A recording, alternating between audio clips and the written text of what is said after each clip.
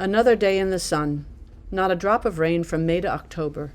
The mornings can be cool, so too the evenings, but the days heat up and we thirst for water.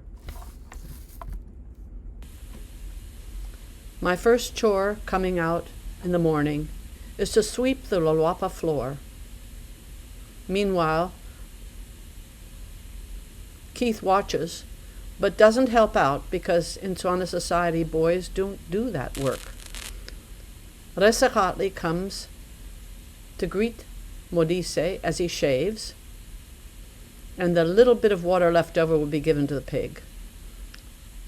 Brian and Elena are playing games in the sand.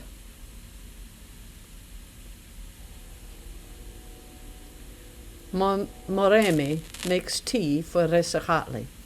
The fields lay wanting for rain. Here Brian and Modise, Madala and Modise, are brushing their teeth, but no one has toothbrushes. They use toothpicks to keep their teeth clean. Mama Remi is making the tea, and Resakatli sits in the shade of his kitchen, eating his breakfast. The chickens scrounge for food. Tilinkara and Sajaro have been hired by us to dig a deep pit for us to throw our refuse. It was about 40 cubic feet when they finished it, but the pit was as empty as the day they started because everybody came to take things out. Our cans that we threw out were turned into lanterns and children's toys. Everything was used. Nothing is wasted. Mama Remi just arrived from the 5-mile walk to get a 5-gallon bucket of water. Resakatli, who does earn money as an herbalist, hires a professional to do his roof. This man makes his ladder and comes and repairs people's roofs before rainy season. Here our neighbors cannot afford him, and they have to fix their roof themselves. You can compare the difference between a professional job and their efforts. It's not a money exchange. It's usually an exchange of what I can give you in exchange, but it's not always money. We are the only people with a truck or a car. People walk to get to where they want to go. Some people have bicycles. Here I'm trying to show you how long it takes to even siphon water out of the drum. Compare the time it takes her to siphon water to use with your just turning a tap in your kitchen.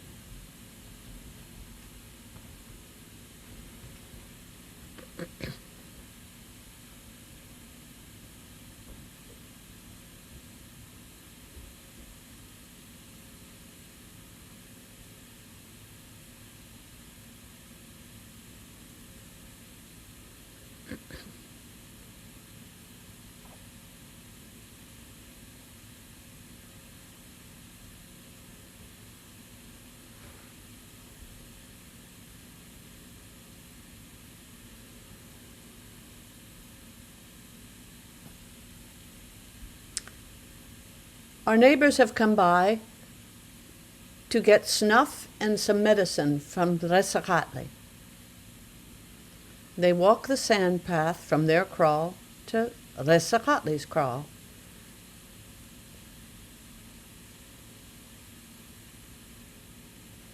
Here you see him giving them snuff. And they walk back home to their kraal on the sand path. Their feet, they have no shoes, so their feet are very tough because the ground has a lot of thorns. Here Resakatli is preparing medicine.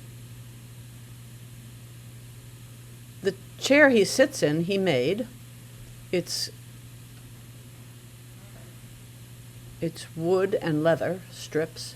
He's eating this to show me, as I'm filming, that it's not poisonous. He says that Westerners always suspect his medical treatments, and he wants them to know he doesn't kill people, he cures them. and he's reputed to be able to cure a mamba bite. Normally, he does not help pound the medicines in the kika. He has his slave boy, Manaka, do it. But he gets up to do it now because he sees me filming.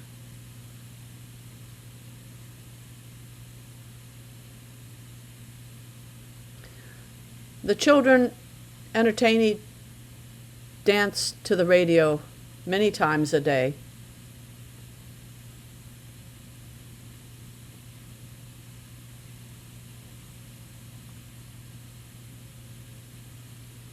And the little ones play with the chungolulus.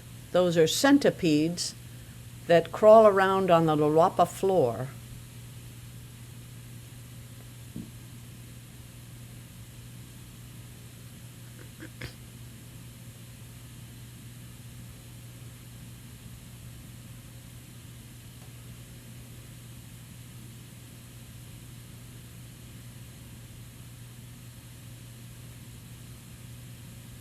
Here the children are gathering under the tree where I teach them to read Setswana and to speak English. Here, until I arrive, they play games. This is one sort of like jacks. In rainy season, I didn't want to come out to teach them, and they went under the tree anyway, and then they'd bang on my shutter to make sure I'd come out, because they didn't want to miss one day of school. It was so important to them.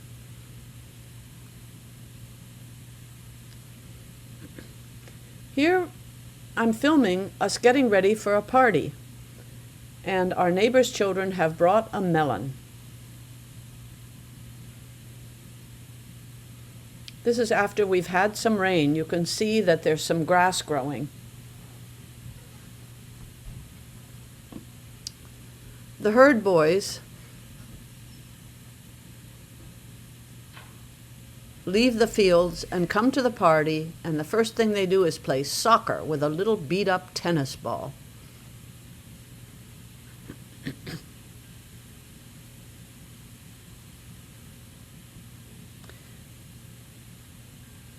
And then they set to working and playing with Morabaraba. This game, Morabaraba. Sejaro is the best at it. No one can beat him.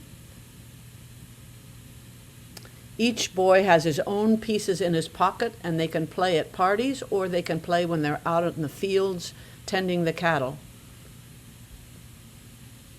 They draw the board in the sand, and then they put their pieces down and they play. That's Morabaraba. And this is Mancala.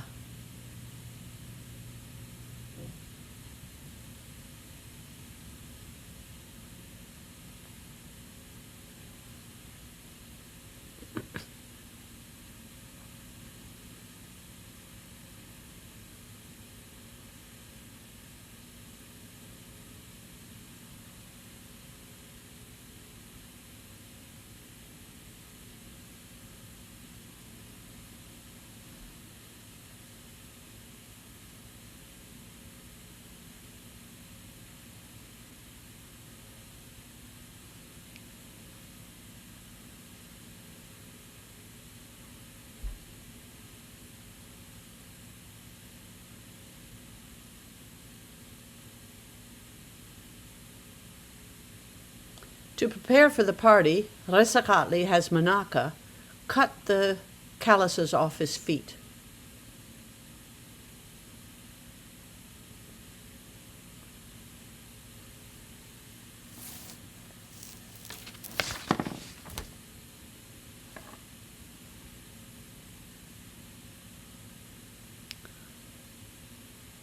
The goats do not want to be corralled because there is grass out there, but they want to corral all the goats and then select the one for slaughter.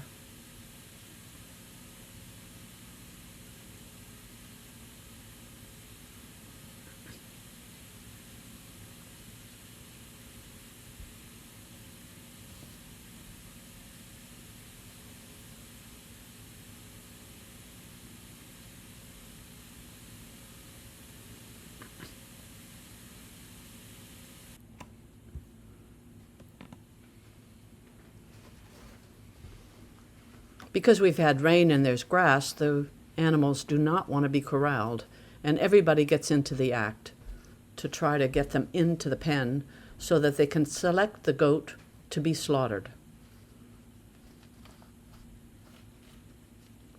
Here they found the one that our neighbor Ntatab gave us.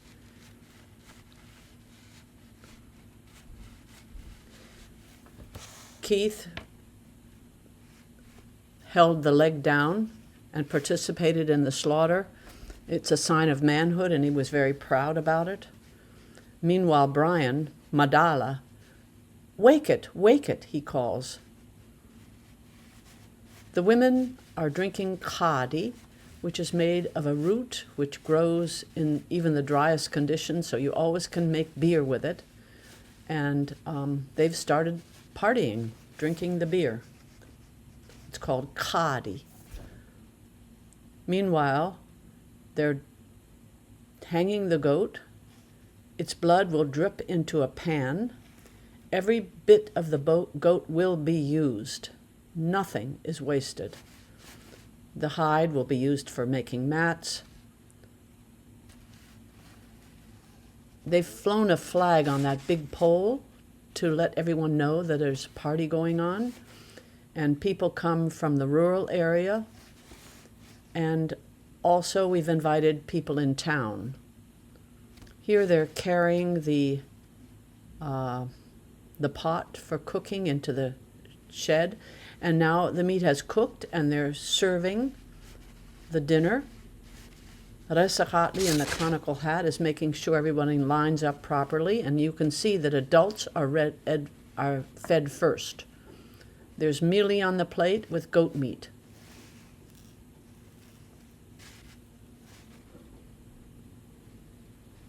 Rural people eat with their fingers. And you can tell who's from town when you see anybody eating with a fork.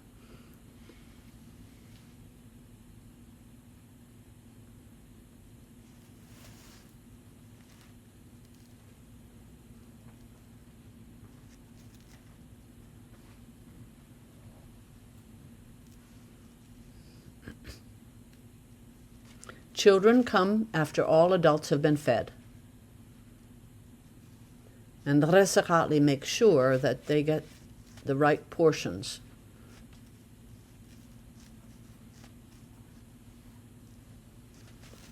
The children dance with joy. Having a full belly is a rare occasion.